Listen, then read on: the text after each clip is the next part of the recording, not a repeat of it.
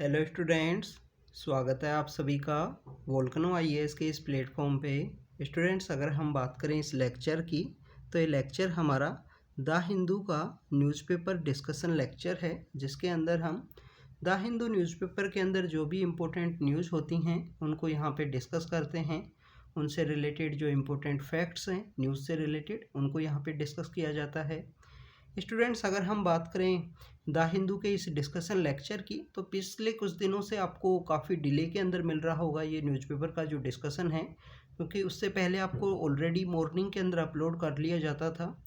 But कुछ health के reasons की वजह से पिछले कुछ दिनों से जो मौसम के अंदर एक अचानक से चेंज आया है, तो उसकी वजह से आपको पिछले 2-3 दिन से ये डिले के अंदर मिल रहा है। आने वाले दिनों में आपको जल्द ही जो रेगुलरली है, जैसे ही हेल्थ के अंदर इम्प्रूवमेंट होगा, जल्दी आपको समय पे अपलोड किया जाएगा मॉर्निंग के अंदर डेली।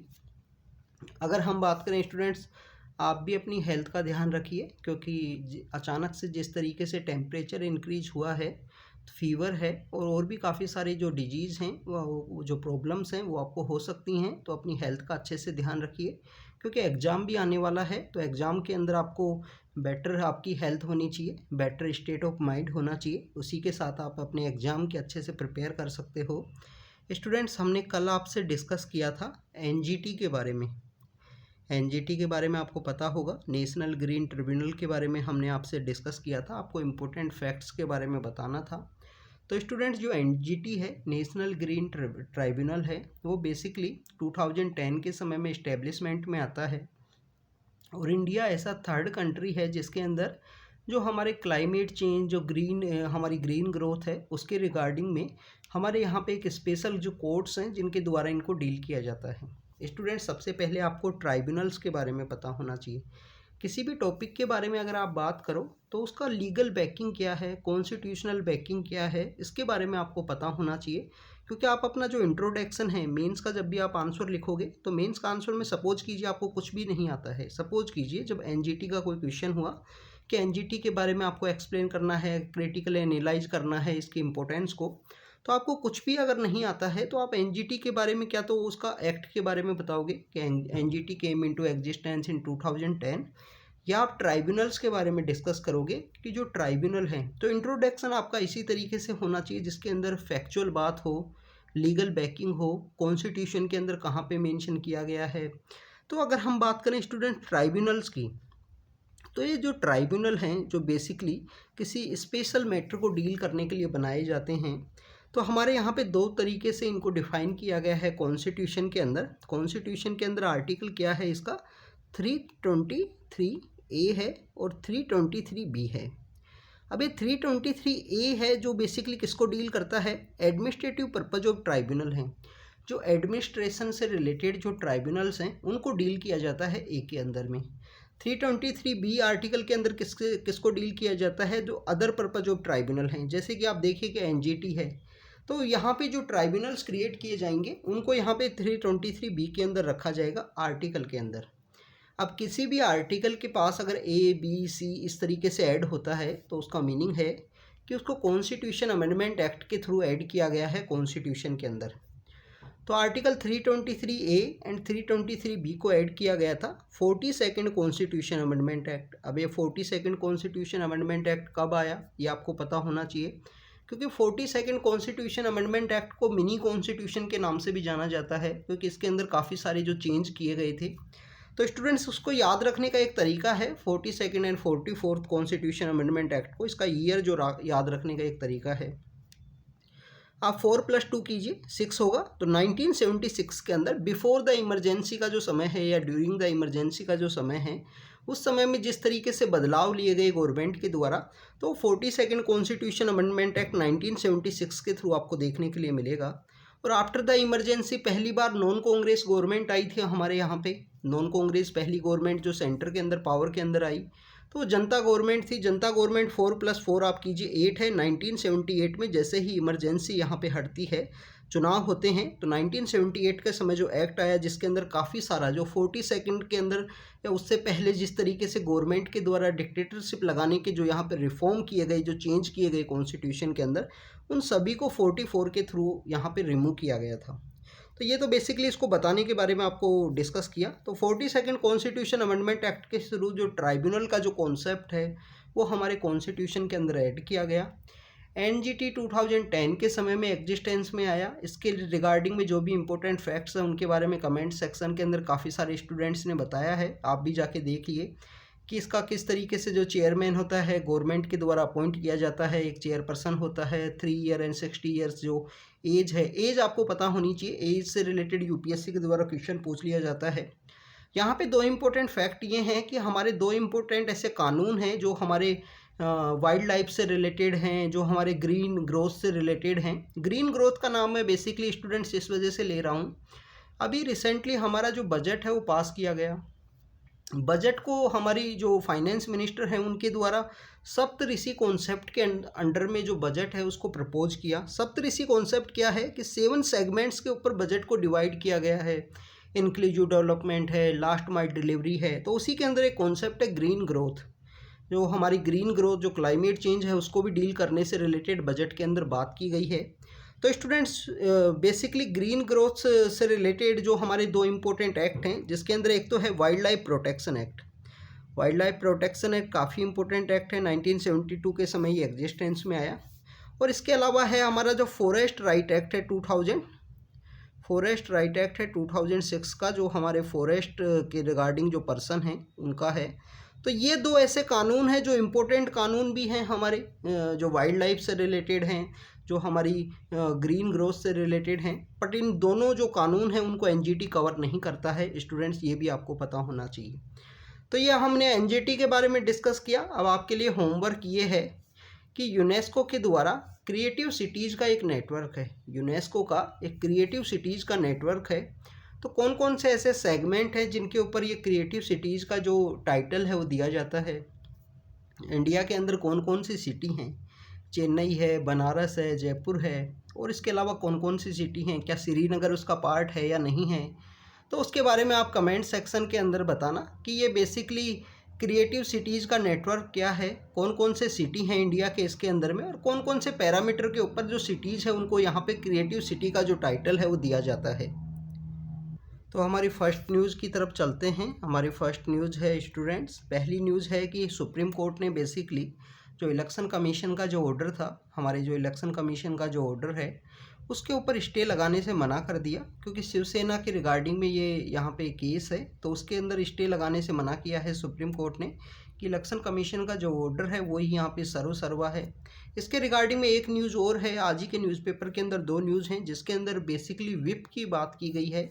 इसके अंदर हमारे जो शिवसेना की जो फॉर्मर शिवसेना के जो चीफ हुआ करते थे उद्धव ठाकरे, उनके द्वारा बताया गया कि जो लेजिस्लेटिव विंग है उसको यहाँ पे बेसिकली विप की जो बात है उनको फॉलो करनी चाहिए।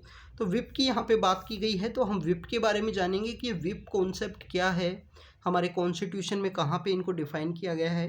तो सबसे पहले हम देखते हैं कि इलेक्शन कमीशन का जो ऑर्डर था वो क्या था। स्टूडेंट्स, शिवसेना के अंदर बेसिकली एक फैक्शन है, यहाँ से शिवसेना की जो अथॉरिटी है उनसे अलग होता है और जो दूसरी पार्टी है उसके साथ मिलकर सरकार बनाता है। तो आपको भी पता है कि फैक्शन के बिहाइंड या मेजोरिटी का जो कॉन्सेप्ट है जिसे ऐड किया जाता है कि 2/3 अगर पर्सनस हैं आपके फैक्शन से माइग्रेट करके किसी दूसरे ग्रुप को ज्वाइन करते हैं तो उनका जो यहाँ पे जो डिफेक्शन है उसको वैलिड माना जाता है। तो फर्स्ट तो एक इसके अंदर इम्पोर्टेंट फैक्ट ये है, जो अगर आपको नहीं पता है तो आप 52nd कॉन्स्टिट्यूशन अमेंडमेंट एक्ट के थ्रू जो 10th शेड्यूल में जो एंटी डिफेक्शन लॉ है जिसे ऐड किया गया है उसके प्रोविजंस को जाके ऐड करना स्टूडेंट्स, रीड करना। एंटी डिफेक्शन लॉ के जितने भी इंपॉर्टेंट प्रोविजंस हैं उनको ज़रूर रीड कीजिए, क्योंकि आपको जब ही इनके बारे में समझ में आएगा अच्छे से। सेकंड, अगर हम बात करें स्टूडेंट्स, यहाँ पे लॉ ऑफ मेजॉरिटी को फॉलो करते हुए जो इलेक्शन कमीशन है उसके द्वारा जजमेंट दिया गया। जजमेंट बेसिकली कौन से कानून के अंडर में इलेक्शन कमीशन के द्वारा डिलीवर किया गया है। इलेक्शन कमीशन का एक लॉ है, election symbol reservation and allotment act है 1968 का। 1968 का एक्ट क्या है स्टूडेंट्स, इलेक्शन सिंबल, जो इलेक्शन सिंबल होते हैं किसी भी पॉलिटिकल पार्टी के, उनका रिजर्वेशन और उनका अलॉटमेंट, तो 1968 का एक्ट है, इलेक्शन सिंबल्स के रिगार्डिंग में बेसिकली एक्ट है। अब स्टूडेंट्स आपको एक बात और पता होनी चाहिए, कोई भी पॉलिटिकल पार्टी अगर रजिस्टर होती है तो उसको रिकॉग्नाइज करने का जो काम है वो भी इलेक्शन कमीशन का है। उसको कहाँ पे डिफाइन किया गया है? सेक्शन 29A है, रिप्रेजेंटेशन ऑफ पीपल्स एक्ट। अभी रिप्रेजेंटेशन ऑफ पीपल्स एक्ट कौन सा है, 1950 का है या 51 का है, इसके बारे में भी आप दो basically representation of peoples act हैं। तो 29A सेक्शन के थ्रू जो पॉलिटिकल पार्टी है उसको रिकॉग्नाइज किया जाता है इलेक्शन कमीशन के द्वारा। उनको सिंबल्स भी दिए जाते हैं। सिंबल्स के रिगार्डिंग जो डिस्प्यूट्स होती हैं उनको भी रिजोल्व किया जाता है इलेक्शन कमीशन की। ये बेसिकली यहाँ पे क्वासी जुडिशल कुछ पावर हैं। तो इन क्वासी जुडिशल पावर्स के अंदर ही आपको देखने के लिए मिलता है कि 1968 का जो यहाँ पे एक्ट है, election symbol reservation and allotment act, जिसके अंदर पॉलिटिकल पार्टीज़ को अगर कोई डिस्प्यूट होता है तो वहाँ पे अलॉटमेंट किया जाता है कि इस फैक्शन को ये जो सिंबल रहेगा। तो यहाँ पे जो शिवसेना के अंदर जो डिस्प्यूट है वो देखने के लिए मिला है। तो एकनाथ शिंदे नाम का ये जो पर्सन है जो प्रेजेंटली सीएम है महाराष्ट्र के, तो उनको बेसिकली जो शिवसेना का जो सिंबल है वो चला गया है, उद्धव ठाकरे जो फैक्शन है उसको नहीं गया है। तो उसी के रिगार्डिंग में ये केस है वो कंटिन्यू न्यूज़ के अंदर में है। तो इलेक्शन हमारे सुप्रीम कोर्ट के द्वारा भी इस जो इलेक्शन कमीशन का जो ऑर्डर है उसको स्टे करने से मना कर दिया। तो ये यहाँ पे कुछ बातें हैं। यहाँ पे स्टूडेंट्स एक इंटरेस्टिंग पॉलिटिकल स्टोरी ये है कि रिसेंटली हमारे सुप्रीम कोर्ट के द्वारा कहा गया है या इलेक्शन कमीशन के द्वारा कहा गया है इस केस के अंदर कि आप उद्धव ठाकरे जो फैक्शन है कि आप शिवसेना जो वर्ड है उसको यूज़ कर सकते हो, बट आप उसका ब्रैकेट के अंदर आप उद्धव ठाकरे बाला साहेब ठाकरे का जो नाम है वो यूज़ कीजिए, शिवसेना वर्ड यूज़ कीजिए, आपकी पार्टी का नाम होगा, बट फैक्शन के अंदर आपको उद्धव ठाकरे एंड बाला ठाकरे देखने के लिए मिलेगा। इसके साथ आपको जो सिंबल है वो दूसरा कोई सिंबल आपको अलॉट कर दिया जाएगा। अब स्टूडेंट्स यहाँ पे एक इम्पोर्टेंट बात है, आपने काफ़ी सारी पॉलिटिकल पार्टीज़ देखी होंगी, ये हमारी यूपीएससी के एग्जाम के लिए रिगार्डिंग में नहीं है। तो काफ़ी सारी पॉलिटिकल पार्टी देखी होंगी, जैसे आप देखिए कि जेडीयू है। तो आपको जिस तरीके से ब्रैकेट के अंदर जब भी कोई पॉलिटिकल पार्टी देखने के लिए मिलती है तो आप समझ जाइए कि समहाउ कभी ना कभी कोई दो ग्रुप्स या दो फैक्शंस के अंदर लड़ाई हुई होगी और इस तरीके से ये पॉलिटिकल पार्टी है वो यहाँ पे एग्जिस्टेंस के अंदर आई होगी कि वहाँ पे ब्रैकेट के अंदर यूनाइटेड है, किसी के एम है, किसी के आई लिखा हुआ है, जैसे सीपीआई एंड सीपीएम के अंदर आपको देखने के लिए मिलेगा ये सब। तो स्टूडेंट्स यहाँ पे ये इलेक्शन सिंबल से रिलेटेड बात थी, जो सिंबल का जो यहाँ पे अलॉटमेंट करना वो इलेक्शन कमीशन का काम है किसी भी पॉलिटिकल पार्टी को। सेकंड अगर हम बात करें स्टूडेंट्स, सेकंड बात है विप के बारे में बात की गई है। विप के बारे में आपको पता होना चाहिए कि कोई भी एक हाउस होता है, हाउस के अंदर होते हैं लीडर ऑफ द हाउस, कोई लीडर ऑफ द हाउस की जो ऑफिस होती है, लीडर ऑफ अपोजिशन की एक ऑफिस होती है। इन दोनों ऑफिस को बेसिकली ये मेन पार्टीज हैं। अगर कोई पार्टी यहाँ पे पावर के अंदर होती है तो वहाँ पे जो लीडर होंगे उनको लीडर ऑफ द हाउस के नाम से जाना जाता है। अगर वहाँ पे प्राइम मिनिस्टर या चीफ मिनिस्टर नहीं है तो किसी पर्सन को वहाँ पे अलॉट किया जाएगा उस हाउस के अंदर लीडर ऑफ द हाउस के रूप में। इसके अलावा अपोजिशन के अंदर होंगे जो लीडर ऑफ अपोजिशन का एक स्टेटस होता है। तो ये बेसिकली कॉन्स्टिट्यूशन के अंदर उन दोनों के बारे में भी डिस्कस नहीं किया गया है, उनको मेंशन किया गया है जो रूल ऑफ द हाउस हैं, जो पार्लियामेंट्री स्टैट्यूट हैं, जो रूल ऑफ द हाउस हैं, उनके अंदर बताया गया है कि लीडर ऑफ द हाउस भी होता है और यहाँ पे अपोजिशन का जो लीडर है वो भी यहाँ पे बताया गया है रूल्स के अंदर में। सेकंड यहाँ पे अगर हम बात करें विप की, अब विप क्या होता है, हिंदी वर्ड विप का मतलब होता है कोड़ा।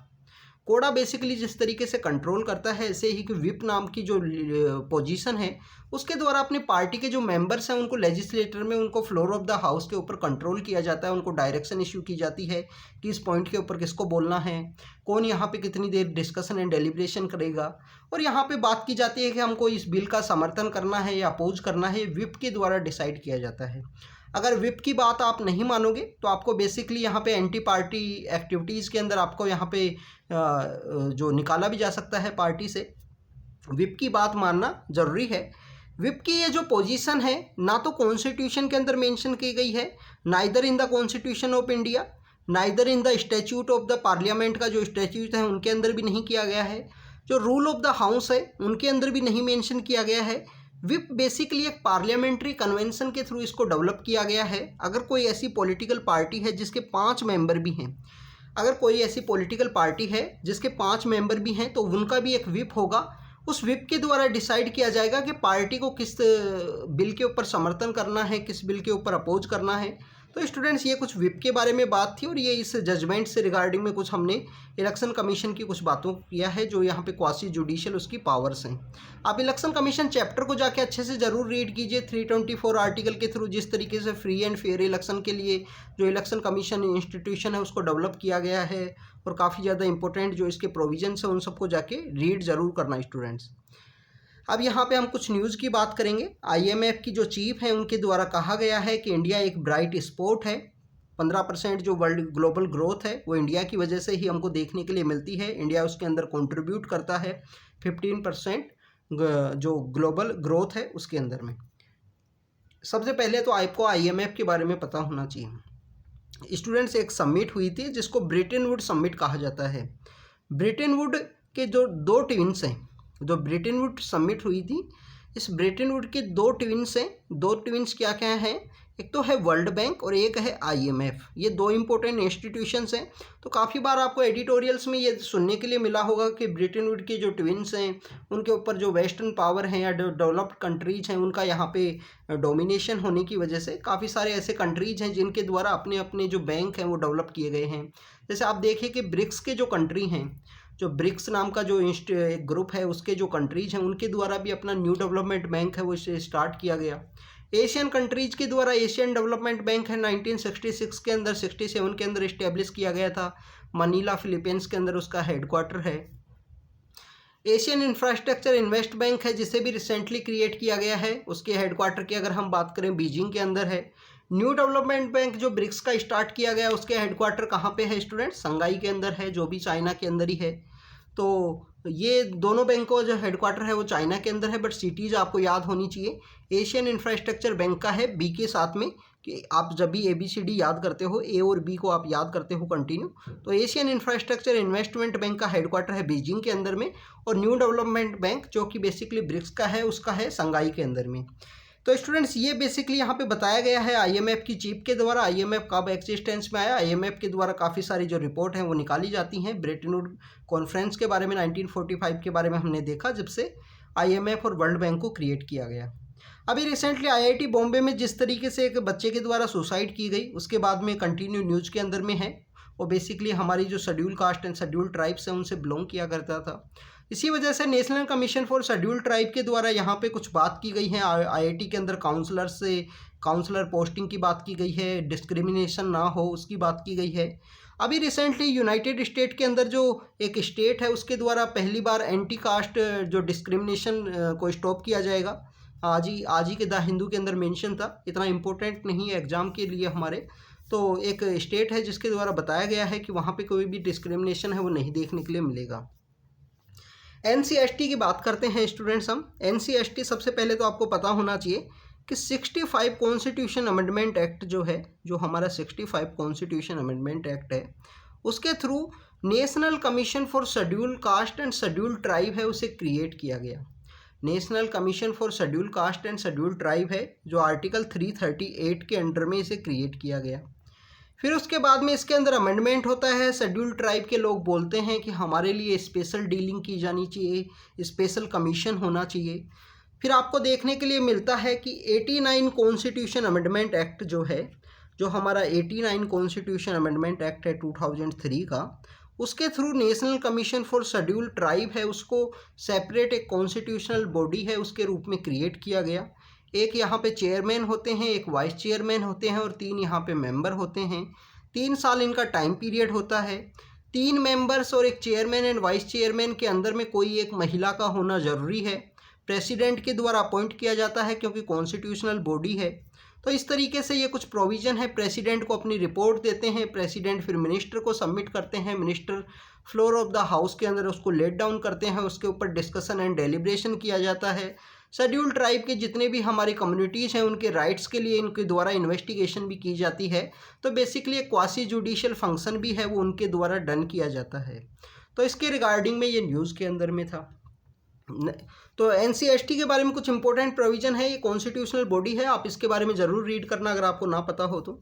नेक्स्ट यहाँ पे हमारे जो सेंट्रल गवर्नमेंट है उनके द्वारा गाइडलाइन इशू की गई है कि जो 6 साल से कम के बच्चे हैं उनको फर्स्ट क्लास के अंदर एडमिशन मत दीजिए। ये आपको पता होना चाहिए कि ऐसा क्यों कहा गया हमारे सेंटर के द्वारा, क्योंकि हमारी न्यू एजुकेशन पॉलिसी है उसको काफ़ी सारे स्टेट्स ने इम्प्लीमेंट करने की बात की गई है।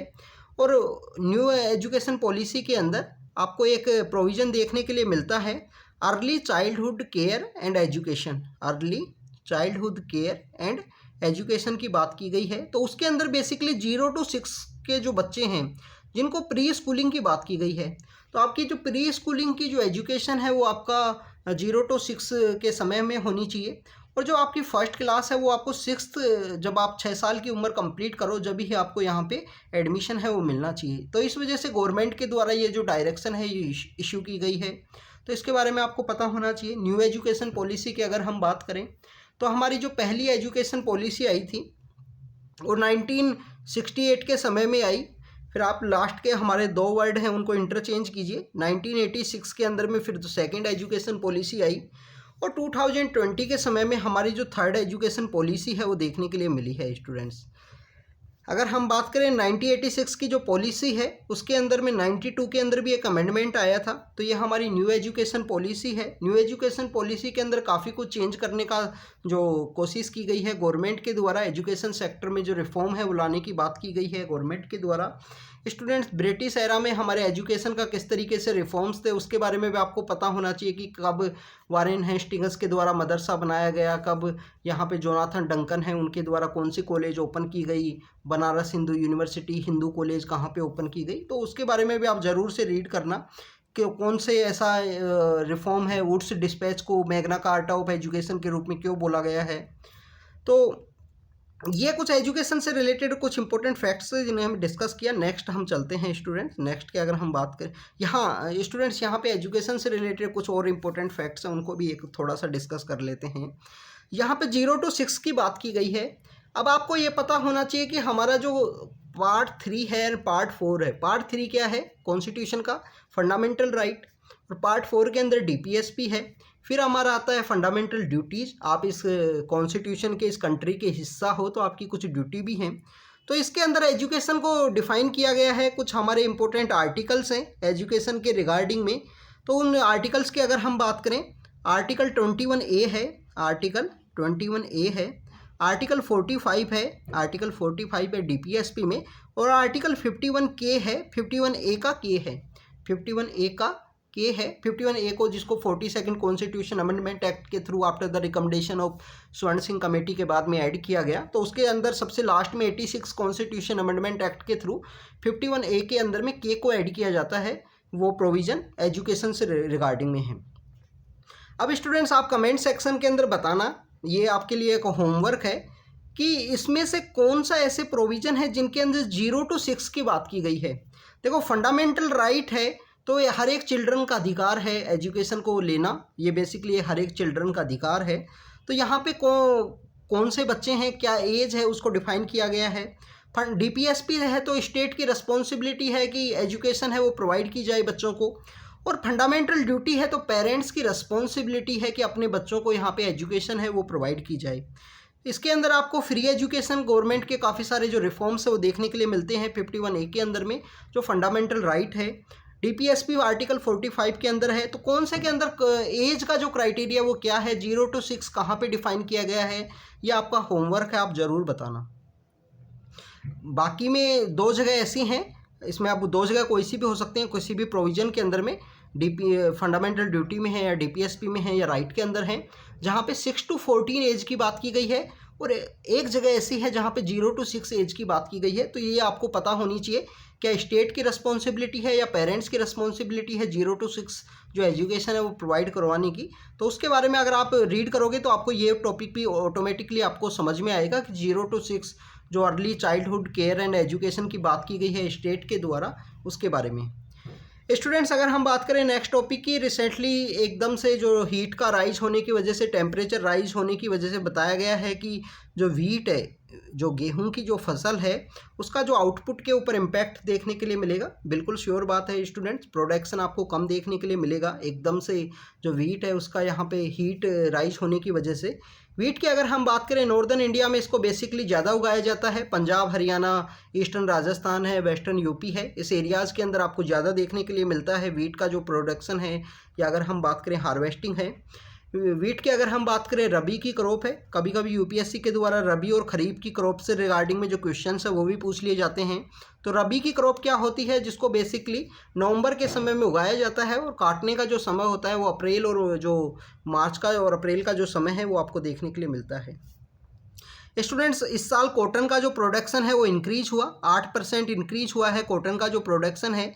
कॉटन के बारे में आपको पता होना चाहिए कि कॉटन बेसिकली कहाँ पे उगाई जाती है। कॉटन हमारे जो गुजरात का जो रीजन है, महाराष्ट्र है, वहाँ पे कॉटन को उगाया जाता है। ब्लैक मिट्टी इसके लिए सबसे सही होती है।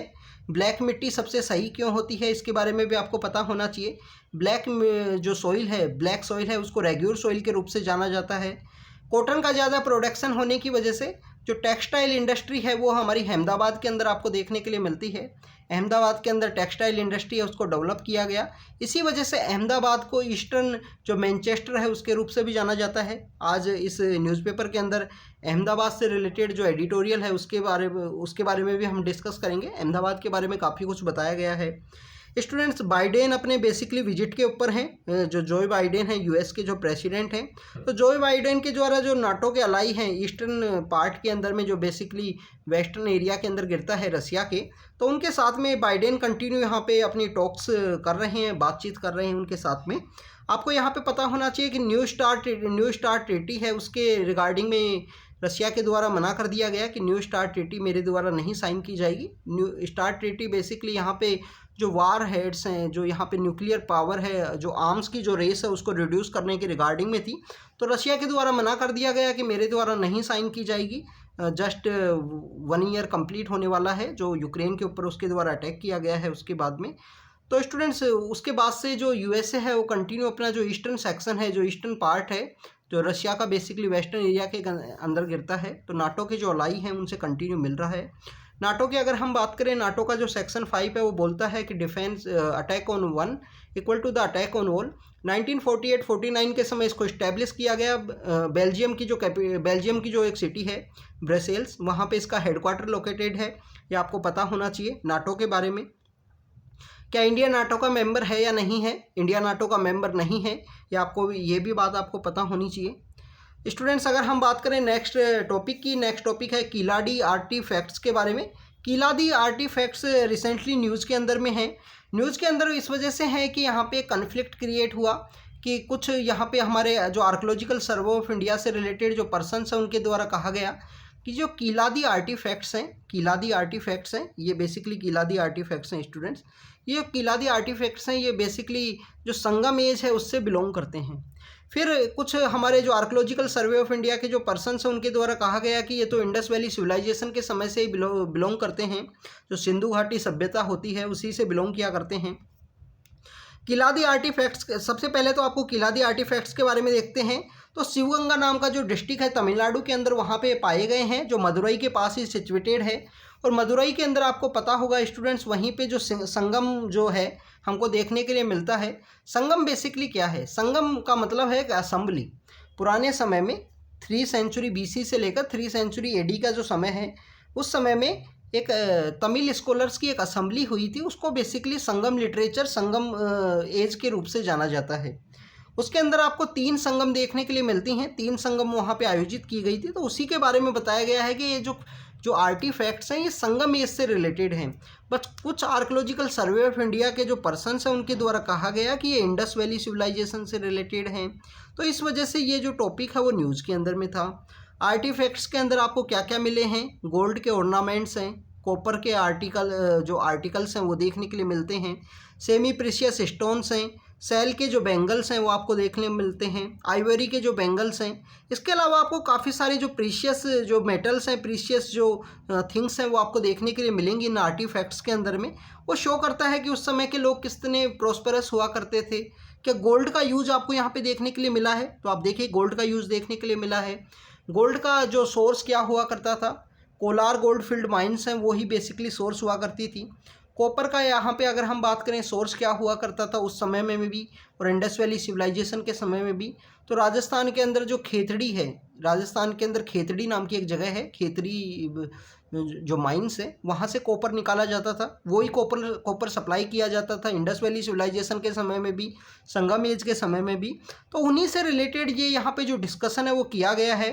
अगर हम बात करें स्टूडेंट संगम एज के बारे में, जो इम्पोर्टेंट यहाँ पे हमारी इन्फॉर्मेशन है संगम एज की, उसको हमें डिस्कस करना चाहिए। संगम एज आपको 3 सेंचुरी BC से लेकर 3 सेंचुरी AD के समय में देखने के लिए मिलती है। 3 यहाँ पे मुख्यतः डायनेस्टी हैं जो संगम एज के समय में, जो 3 किंगडम है जो रूल किया करते थे। अब 3 किंगडम कौन कौन से हैं? एक तो चोला किंगडम है, एक चेराज हैं जो आपको केरल के अंदर देखने के लिए मिलेंगे, और पांड्याज हैं। चोला, चेरा और पांड्याज नाम के 3 किंगडम है वो आपको देखने के लिए मिलेंगे।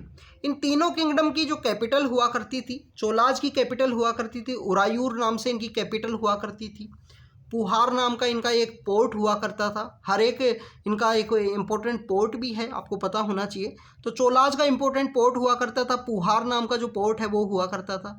इन चोला जो संगम एज के जो चोलाज हैं वो डिफरेंट हैं। जो आपको लेटर फेज में आप 8वीं या 9वीं शताब्दी में जो चोला एम्पायर को आप रीड करते हो, राजेंद्र चोल हैं, राजा चोल हैं, उनसे ये डिफरेंट है। चोला एम्पायर, संगम एज का जो चोला एम्पायर है उसको वो काफ़ी अलग आपको देखने के लिए मिलता है। तो चोला एम्पायर की जो कैपिटल हुआ करती थी वो उरायूर के नाम से कैपिटल हुआ करती थी। टाइगर इनका बेसिकली सिंबल हुआ करता था, टाइगर को ये एक सिंबल के रूप में यूज किया करते थे एम्बलम के अंदर में। चेराज की अगर हम बात करें, वंजी इनकी कैपिटल हुआ करती थी। जो बो है उसको ये यूज किया करते थे एक सिंबल के रूप में। पांड्याज की बात करें तो पांड्याज की मदुरई कैपिटल है और फिश को अपने एक सिंबल के रूप में यूज किया करते थे। आपको चेराज का एक पोर्ट है, पोर्ट का नाम है टोंडी पोर्ट है, टोंडी पोर्ट है, मुजरिस पोर्ट है, मुजरिस पोर्ट आपको देखने के लिए मिलेगा। और इसी मुजरिस पोर्ट को हमारी गवर्नमेंट के द्वारा एक रिसेंटली 2015 में एक मिशन चलाया गया था। 2015 के इस मिशन का नाम है प्रोजेक्ट मौसम। मौसम प्रोजेक्ट क्यों चलाया गया स्टूडेंट्स? मौसम वर्ड का जब भी आपने ज्योग्राफी की NCERT रीड की होगी तो आपने रीड किया होगा कि मौसम जो वर्ड है वो बेसिकली मानसून का जो वर्ड है, जो मौसम से डिफाइन किया गया है अरेबिक वर्ड से। कि मानसून विंड्स को बताया जाता है कि मानसून विंड्स की वजह से ही जो हमारे अरेबियन पेनिनसुला के जो लोग हैं वो ट्रेड के लिए आया करते थे, क्योंकि उधर से हवाएं आया करती थी। ट्रेड विंड्स के ऊपर ही डिपेंड हुआ करता था उस समय में जो ट्रेड है, इसी वजह से उनको ट्रेड विंड बोला जाता है। स्टूडेंट्स अगर हम बात करें तो प्रोजेक्ट मौसम के अंडर में हमारी गवर्नमेंट के द्वारा जो हमारे ओल्ड ट्रेड रूट हैं, जैसे अरेबियन सी के साथ में जो चेरा डायनेस्टी है, चेरा किंगडम है, उनका ट्रेड हुआ करता था। तो ओल्ड जो ट्रेड रूट हैं उनको यहाँ पे रिवाइवल करने के लिए प्रोजेक्ट मौसम है वो गवर्नमेंट के द्वारा 2015 के समय में लॉन्च किया गया था। उसी के अंडर में जो चेराज का पोर्ट है, मुजरिस नाम का जो पोर्ट है, उसको यहाँ पे रिवाइवल किया गया था, जो केरल के अंदर सिचुएटेड है। ऐसे हम पांड्याज की बात करें, पांड्याज की कैपिटल मदुरई हुआ करती थी, फिश को ये यूज किया करते थे। पांड्याज के द्वारा संगम जो असेंबली है उसको ऑर्गेनाइज करवाया गया। 3 संगम यहाँ पे होती हैं। फर्स्ट संगम का कोई भी एविडेंस आपको देखने के लिए नहीं मिलता है। सेकंड संगम की अगर हम बात करें, सेकंड संगम का एक तोलकापियम नाम की एक किताब है जिसको तोलकापियार के द्वारा लिखा गया है। तोलकापियम नाम की एक किताब है, तोलकापियम नाम की एक किताब है जिसको किसके द्वारा लिखा गया है? तोलकापियार के द्वारा लिखा गया है। उस किताब बेसिकली तमिल अगर हम बात करें ग्रामर है उससे रिलेटेड है वो किताब। तो उस किताब में तमिल ग्रामर को एक्सप्लेन किया गया है, तो उस किताब का एविडेंस आपको देखने के लिए मिलता है सेकंड संगम के अंदर में। थर्ड संगम की अगर हम बात करें, थर्ड संगम के उससे अगर हमको वर्चुअली एंटायर जो कॉर्पस है संगम लिटरेचर का वो आपको देखने के लिए मिलता है संगम लिटरेचर का थर्ड संगम के अंदर में। इसके अलावा स्टूडेंट्स जो संगम लिटरेचर है, जो संगम का जो एज है, उसके जो इम्पोर्टेंट कुछ और भी लिटरेचर के सोर्सेज हैं जिसमें शिलापादिक्रम है जो यहाँ पे इलांगो आर्टिकल के द्वारा लिखी गई है, जिसमें कोवलन और माधवी की जो लव स्टोरी है उसको एक्सप्लेन किया गया है। उसके बारे में आपको पता होना चाहिए, उससे रिगार्डिंग में यूपीएससी के द्वारा एक बार क्वेश्चन पूछा जा चुका है। हिली रीजन्स को क्या बोला करते थे, ये जो एंशिएंट हिस्ट्री का पार्ट है संगम एज, जिसको आप डिटेल के अंदर रीड कीजिए। हम नेक्स्ट टॉपिक की तरफ चलते हैं। नेक्स्ट टॉपिक ये है कि बुर्किना फासो नाम की जो जगह है, इसको हमने करंट अफेयर्स के अंदर भी डिस्कस किया है आज। बुर्किना फासो ये एक बेसिकली जो अफ्रीका का जो नॉर्थ एंड वेस्टर्न पार्ट है या सेंट्रल अफ्रीका का जो पार्ट है उसी के अंदर सिचुएटेड है बुर्किना फासो। वहाँ पे फ्रांस की एक कॉलोनी हुआ करती थी ये Burkina Faso. Burkina Faso world की अगर हम बात करें तो ईमानदार लोगों का, ऑनेस्ट पीपल्स की लैंड बोला जाता है, उनका शहर बोला जाता है इसको। तो बुर्किना फासो के अंदर आपको देखने के लिए मिलता है कि वैसे तो आप अफ्रीका के किसी भी कंट्री के अंदर विजिट करोगे आपको यही देखने के लिए मिलेगा कि कोई डिक्टेटर है, उसको ओवरथ्रू किया गया है, किसी दूसरे के द्वारा हटाया गया है। एक्सेप्ट है कि सदर्न अफ्रीका ओनली ऐसा कंट्री है कि जहाँ पे अभी पीसफुल जो समय है वो देखने के लिए मिलता है आपको। स्टूडेंट्स अगर हम बात करें बुर्किना फासो की, फ्रांस की ट्रूप्स वहाँ पे हुआ करती थी, उन्होंने अपनी ट्रूप्स हैं वो विड्रॉ की हैं। तो बुर्किना फासो से पहले उन्होंने माली से अपनी जो ट्रूप हैं वो विड्रॉ की थी। बुर्किना फासो बेसिकली जो साहेल रीजन है उसके अंदर सिचुएटेड है। अफ्रीका के अंदर एक ग्रेट वॉल का, जो ग्रेट ग्रीन वॉल है उसका भी इनिशिएटिव है, जिसके अंदर वेस्टर्न पार्ट से लेकर जो ईस्टर्न पार्ट है जिबूती, सेनेगल नाम का जो कंट्री है और जिबूती नाम का जो कंट्री है, दोनों को जो एक वॉल है ग्रीन वॉल वो बनाई जाएगी। ग्रीन वॉल के थ्रू यहाँ पे डेजर्टिफिकेशन को रोकने की कोशिश की गई है। इसी वजह से जो बुर्किना फासो है उसके बारे में कुछ ये एक्स्ट्रा इन्फॉर्मेशन है। फ्रांस ने अपनी ट्रूप्स विड्रॉ की हैं क्योंकि कंटिन्यू उनके जो काउंटर इंसर्जेंसी के जो ऑपरेशन है अगेंस्ट द इस्लामिक स्टेट वो यहाँ पे फेलियर हुए हैं। इस वजह से ये टॉपिक न्यूज़ के अंदर में था। नेक्स्ट टॉपिक की अगर हम बात करें स्टूडेंट्स, नेक्स्ट टॉपिक है अहमदाबाद के बारे में।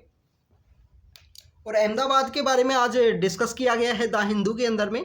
तो यहाँ बताया गया है कि अहमदाबाद सिटी कभी अपने बेस्ट टाइम के अंदर हुआ करती थी, कभी अपने वर्स्ट टाइम के अंदर हुआ करती थी, उसके बारे में यहाँ पे डिस्कस किया गया है। हिंदू के अंदर इसको एक्सप्लेन किया गया है। स्टूडेंट्स 1411 के समय में सिटी ऑफ, ये जो सिटी है इसको इस्टेब्लिश किया गया था सुल्तान अहमद शाह के द्वारा। जो सुल्तान अहमद शाह हैं 1411 के समय में उनके द्वारा इसको इस्टेब्लिश किया गया था। अब सबसे पहले तो आपको पता होना चाहिए कि 1411 के समय में इंडिया में किनका राज हुआ करता था। आप देखें कि दिल्ली सल्तनत का समय है, 1411 का जो समय है वो दिल्ली सल्तनत का समय है। 1398 के समय में तैमूर का अटैक हुआ था इंडिया में, जब आपको जो फिरोज शाह तुगलक के बाद में जो कमज़ोर तुगलक यहाँ पे राजा हैं वो देखने के लिए मिलते हैं। तो आपको कमज़ोर तुगलक राजाज, काफ़ी सारे जो तुगलक राजा हैं वो देखने के लिए मिलेंगे यहाँ पे। फिरोज शाह तुगलक की 1388 की डेथ के बाद में आपको कंटिन्यू इस तरीके के राजा आएंगे। उसके बाद में 1398 के अंदर तैमूर का अटैक होगा और तैमूर के अटैक के बाद में यहाँ पे बेसिकली जो कमज़ोर राजा हैं वही पावर के अंदर हुआ करते थे। इसके 3-4 साल बाद में जो 1414 का जो समय है, 1414 के बाद में जो यहाँ पे सैयद डायनेस्टी है वो पावर के अंदर आती है और 1451 तक वो पावर के अंदर रहती है, जिसके अंदर खैजर खान है वो पावर के अंदर आएंगे यहाँ पे। तो स्टूडेंट्स ये बेसिकली वो समय हुआ करता था 1411 के समय में जो सुल्तान अहमद शाह हैं उनके द्वारा अहमदाबाद है उसको इस्टेब्लिश किया गया। साबरमती नदी के किनारे पे बसा हुआ है। फिर जब मुग़ल डायनेस्टी यहाँ पे पावर के अंदर आती है तो 1576 के समय में अकबर के द्वारा यहाँ पे एक बैटल के अंदर गुजरात को जीता जाता है। गुजरात को जीतने के बाद में अकबर के द्वारा एक मोन्यूमेंट है जिसको कंस्ट्रक्ट किया गया था, जिसको सबसे बड़ा गेटवे जाना जाता है वर्ल्ड का, बुलंद दरवाज़ा। याद रखना स्टूडेंट्स इसको, आपको जब आर्किटेक्चर को जब रीड करोगे तो आपको वहाँ पे रीड करने के लिए मिलेगा मुग़ल डायनेस्टी का जो आर्किटेक्चर है। 1576 के अंदर जब अकबर के द्वारा जब गुजरात की जो बैटल है उसको जीता जाता है, जीतने के बाद में उनके द्वारा बुलंद दरवाज़ा है, अपनी बुलंदी को यहाँ पे शो करने के लिए उनके द्वारा बुलंद दरवाज़ा क्रिएट बनाया गया था। फतेहपुर सीकरी के अंदर सिचुएटेड है वो प्रेजेंट समय में। फिर 1757 में जब बैटल ऑफ प्लासी का समय चल रहा था उस समय मराठास के द्वारा अहमदाबाद को कैप्चर किया गया। Maratha Ahmedabad under the domination of the Maratha empire. Students बाद में आपको जो हमारा आज़ादी का जो समय है उस समय में जो गांधी हैं, हमारे जो महात्मा गांधी हैं, उनकी सिटी के रूप में देखा जाता है अहमदाबाद को। साबरमती आश्रम आपको देखने के लिए मिलता है। फिर यहाँ पे टेक्सटाइल इंडस्ट्री का जिस तरीके से डेवलपमेंट हुआ, जिसमें विक्रम साराभाई का भी एक कंट्रीब्यूशन है, जो हमारे स्पेस सेक्टर से भी इम्पोर्टेंट एक पर्सनैलिटी हैं। तो विक्रम साराभाई जिन्होंने जो नेशनल फिजिक्स लेबोरेटरी है उसका भी इस्टेब्लिशमेंट अहमदाबाद के अंदर ही किया है। तो उनके द्वारा टेक्सटाइल इंडस्ट्री को यहाँ पे रिवाइवल करने की कोशिश की गई। तो हमारी टेक्सटाइल इंडस्ट्री की वजह से ही इसको ईस्टर्न मैनचेस्टर के रूप से जाना जाता है। गांधी की सिटी है, गांधी के द्वारा यहाँ से जो डांडी मार्च है वो भी निकाली गई थी। डांडी मार्च निकालने के बाद में गांधी जी ने जब 12 मार्च को अपनी जो मार्च है वो स्टार्ट करते हैं और 6 अप्रैल को वो पहुँचते हैं डांडी के अंदर में। उनके द्वारा नमक बनाया गया, कानून को तोड़ा गया। उसके बाद में देश में काफ़ी सारी जो मार्च हैं वो देखने के लिए मिलती हैं। जिसमें दर्शना सोल्ट मार्च भी है। गांधी का संदेश नीचे भी लेके जाते हैं काफ़ी जो पर्सन्स हैं, के केलापम नाम के पर्सन हैं, सी राजगोपालाचारी हैं, जो गांधी का संदेश सदर्न इंडिया के अंदर लेके गए थे। जैसे ही गांधी के द्वारा जब दांडी मार्च निकाली जाती है तो उनके द्वारा एक संकल्प लिया गया था कि मैं अपनी जो इस सिटी है अहमदाबाद, इसके अंदर जब ही विजिट करूंगा जब बेसिकली हमको आज़ादी है वो मिलेगी। तो उसके बाद में स्टूडेंट्स आपको देखने के लिए मिलता है कि गांधी जी द्वारा अपना जो आश्रम है वो महाराष्ट्र के अंदर शिफ्ट किया गया था, वर्धा के अंदर में, जो नागपुर के पास ही सिचुएटेड है वर्धा, वहाँ पे अपना जो आश्रम है वो शिफ्ट किया गया गांधी जी के द्वारा। तो वो आपको देखने के लिए मिलता है। अहमदाबाद की अगर हम प्रेजेंट समय की बात करें स्टूडेंट्स, जो वर्ल्ड हेरिटेज कमेटी है यूनेस्को की, उसके द्वारा इसको वर्ल्ड हेरिटेज सिटी का जो स्टेटस है वो दिया गया है। अहमदाबाद इंडिया की पहली सिटी है जिसको वर्ल्ड हेरिटेज सिटी है उसका स्टेटस दिया गया है। अब वर्ल्ड हेरिटेज सिटी का जो स्टेटस है वो दिया गया है। इसके बाद में 2020 के अंदर जो जयपुर नाम की जो सिटी है, राजस्थान की जो कैपिटल है जयपुर, उसको वर्ल्ड हेरिटेज सिटी का स्टेटस और दिया गया है। तो अहमदाबाद का जो इनर कोर एरिया है उसको वर्ल्ड हेरिटेज सिटी का स्टेटस उसके बाद में जयपुर को दिया गया। जयपुर जो बेसिकली 1727 के समय में महाराजा जयसिंह के द्वारा इस्टेब्लिश की गई थी। उस समय में उनका कैपिटल हुआ करता था आमेर। आमेर के बाद में एक ट्रेड सिटी के रूप में डेवलप करने के लिए जयपुर को उनके द्वारा इस्टेब्लिश किया गया। तो ये अहमदाबाद से रिलेटेड कुछ इंपॉर्टेंट इन्फॉर्मेशन है। आपको अकबर का ज़रूर पता होना चाहिए कि 1576 के 74 है या 76 है। स्टूडेंट्स ये ईयर को एक बार ज़रूर चेक कर लेना। तो जब गुजरात को वो जीतते हैं तो उनके द्वारा बुलंद दरवाज़ा है वो क्रिएट किया गया था। ये क्वेश्चन काफ़ी सारी टेस्ट सीरीज में पूछ लिया जाता है। नेक्स्ट टॉपिक की अगर हम बात करें स्टूडेंट्स, नेक्स्ट टॉपिक बेसिकली यहाँ पे इंडिया और चाइना की जो टॉक्स हैं वो चली हैं, तो इसके रिगार्डिंग में कोई भी न्यूज़ नहीं है, कोई इंपॉर्टेंट फैक्ट्स नहीं है इसके अंदर में। जर्मन जो चांसलर हैं वो इंडिया के अंदर विजिट करने वाले हैं, ओलाफ स्कोल्ज उनका नाम है, बेसिकली इंडिया के अंदर विजिट करेंगे। और इंडिया के अंदर प्रेजेंट समय में काफ़ी सारी जो डिप्लोमेटिक जो टॉक्स हैं, डिप्लोमेटिक जो समिट्स हैं वो होने वाली हैं, तो ये आपको पता होनी चाहिए। उसके बिहाइंड का रीज़न ये है कि आने वाले समय में जो रायसेना डायलॉग है, अब ये रायसेना क्या है? रायसेना हमारी वो पहाड़ियाँ हैं जो बेसिकली अरावली का एक एक्सटेंड है, अरावली का ही एक्सटेंड आपको देखने के लिए मिलता है। रायसेना की पहाड़ियों के ऊपर ही हमारा जो राष्ट्रपति भवन है, जो हमारे नॉर्थ ब्लॉक साउथ ब्लॉक हैं वो सिचुएटेड हैं, पीएमओ भी वहीं सिचुएटेड है। तो रायसेना डायलॉग है जो हमारे ऑब्जर्वर रिसर्च फाउंडेशन है, ORF है, ऑब्जर्वर रिसर्च फाउंडेशन है, मिनिस्ट्री ऑफ एक्सटर्नल अफेयर है, उनके द्वारा कंडक्ट किया जाता है। ये सेंग्रीला डायलॉग सिंगापुर के अंदर कंडक्ट किया जाता था, उसी का कॉपी है रायसेना डायलॉग। और इसके बिहाइंड में जो डिप्लोमेटिक टॉक्स हैं वो की जाती हैं। G20 के फॉरेन मिनिस्टर्स की मीटिंग होने वाली है इंडिया के अंदर। SCO संघाई कॉरपोरेशन ऑर्गेनाइजेशन के फाइनेंस मिनिस्टर्स की मीटिंग होने वाली है।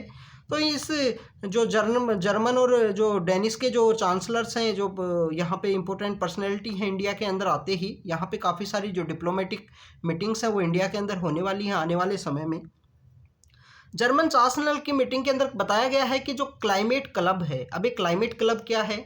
रिसेंटली जब G7 की जब मीटिंग हुई थी, जिसके अंदर इंडिया को एक इनवाइटेड मेंबर के रूप में इनवाइट किया गया था, तो G7 की उस मीटिंग के अंदर क्लाइमेट क्लब इस्टेब्लिश की गई थी स्टूडेंट्स। तो हो सकता है कि जब जर्मन या चांसलर यहाँ पे विजिट करेंगे तो इंडिया यहाँ पे G7 का जो क्लाइमेट क्लब है उसको ज्वाइन करे। स्टूडेंट्स ये याद रखना, क्लाइमेट क्लब है जो यहाँ पे G7 के द्वारा इस्टेब्लिश की गई। G7 क्या है? G7 एक ग्रुप है जो कभी G8 होता है, कभी G6 होता है। बेसिकली G7 1973 के समय में इस्टेब्लिश किया गया था। 1973 के समय में 75 में वो एग्जिस्टेंस में आया। US, UK, France, Germany, Canada, Italy और जापान इसके मेंबर हैं। कौन कौन से ऐसे कंट्री हैं जो यूनाइटेड नेशन सिक्योरिटी काउंसिल के मेंबर हैं बट इसके कंट्री नहीं है? उसके अंदर आपको देखने के लिए मिलेगा चाइना इसका कंट्री नहीं, चाइना इसका मेंबर नहीं है G7 का। इसके अलावा रशिया इसका मेंबर नहीं है। रशिया ने पहले मेंबर हुआ करता था, बाद में उसको यहाँ पे सस्पेंड किया गया।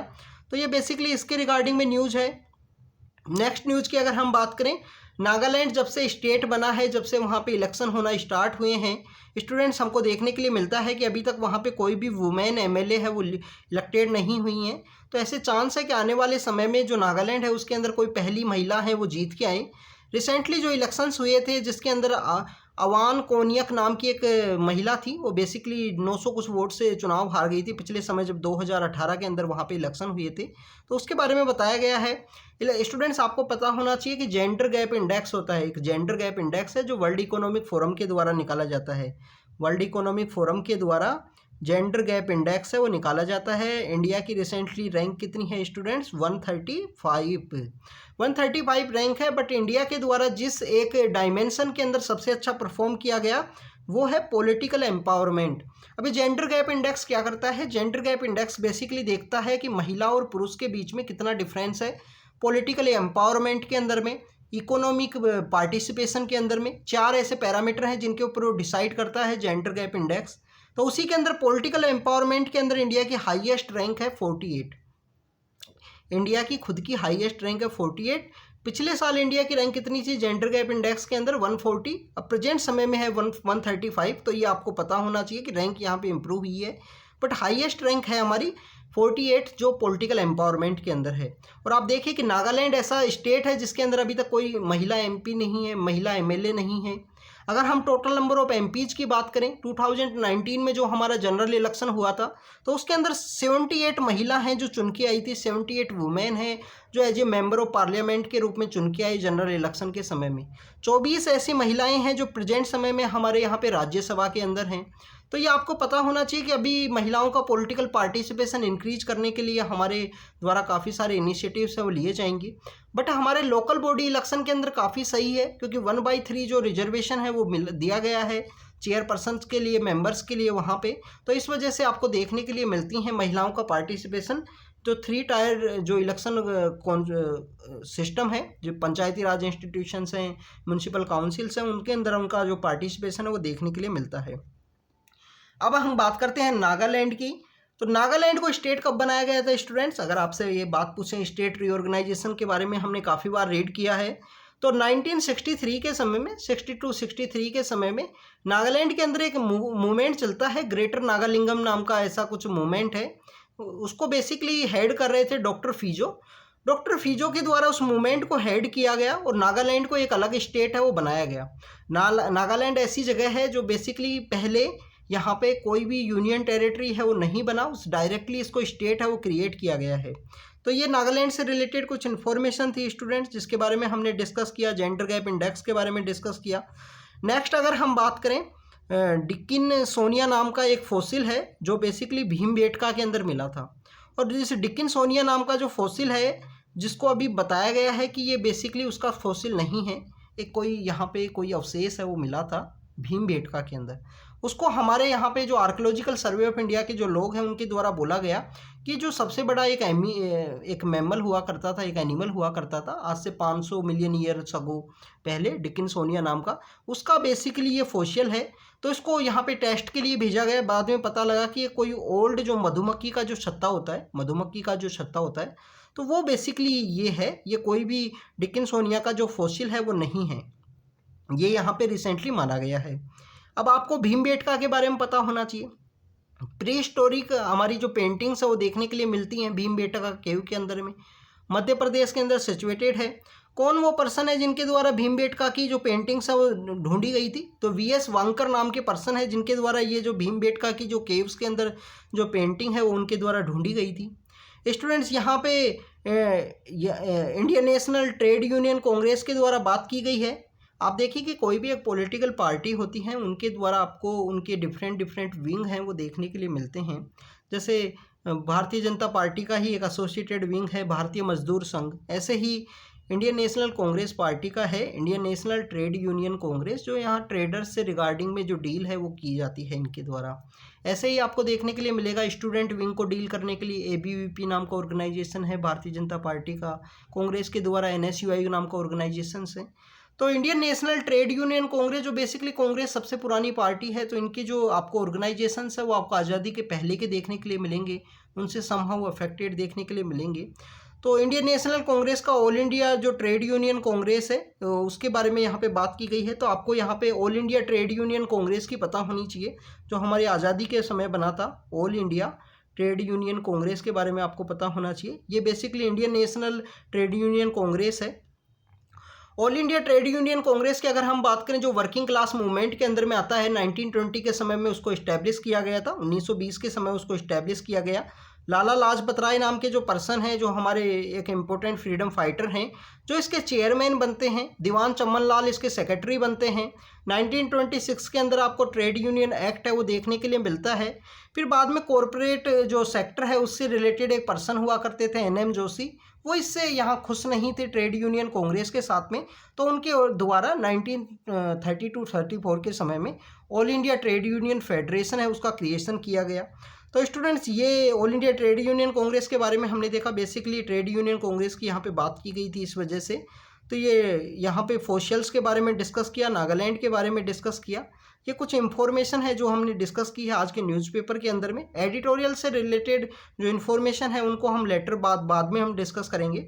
तो स्टूडेंट्स, ये कुछ फैक्ट्स एंड डाटाज हैं, आप इनको रीड कीजिए, रिवाइज कीजिए, कंटिन्यू आप नोट डाउन भी कर सकते हो। कोई इन्फॉर्मेशन आपको सही लगी हो तो अपनी किताबें जाके रेफ़र कीजिए। किताबें रेफ़र करोगे तो आपको ज़्यादा सही होगा अंडरस्टैंड करने में। तो thank you students, thank you very much.